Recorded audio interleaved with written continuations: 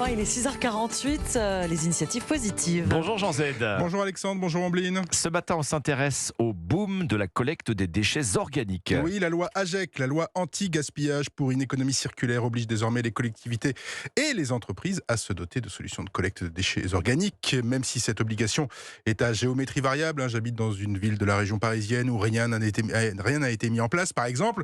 Ça vous rappellera un sketch des Inconnus. Il y a donc obligation et obligation, mais depuis le 1er janvier 2024, chaque collectivité doit quand même proposer une solution de compostage à ses habitants. Mais c'est quand même une aubaine pour les jeunes entreprises du secteur, Jean. Exactement, ce sont notamment les villes qui ont besoin de ces nouvelles solutions que les grands groupes ne peuvent ou ne veulent proposer. À Angers et à Bordeaux, l'entreprise Moulineau, par exemple, a déployé un concept de pré-traitement et de massification des collectes, une solution qu'elle met en pratique depuis 10 ans en région parisienne. Moulineau, c'est une alternative au compostage et à la méthanisation sur le créneau des restes alimentaires, de la restauration, des métiers de la bouche, de la distribution alimentaire et des collectivités. La méthanisation, c'est la transformation de matière organique en méthane, en biogaz, par fermentation. Il y a aussi des solutions pour les particuliers. Particulier et surtout, on va quand même le dire, ce secteur de la restauration qui manque effectivement de solutions. Hector le Collector à Toulouse, très beau titre. Sickle, Hector le Collector, ça reste, c'est bon.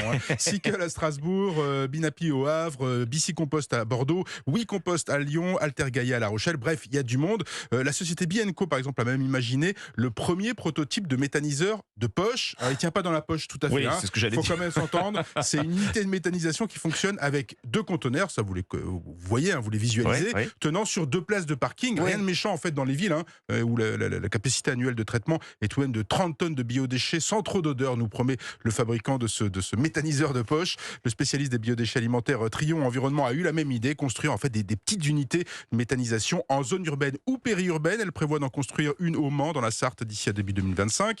Une solution adaptée à la ville, en tout cas aux besoins locaux. Généralement, on a plutôt affaire à des sociétés qui collectent les déchets organiques de manière, on va dire, plus classique. Alors, quel est leur modèle économique ? C'est la prestation de service. Celui qui produit les déchets paye en fonction du nombre de passages et du poids. Généralement, les véhicules utilisés sont électriques, d'où un besoin fort d'investissement au départ, au lancement de l'entreprise, sur du trop petit marché pour passionner les géants. En tout cas, pour le moment. Les initiatives positives. Merci Jean Z et à demain. À demain.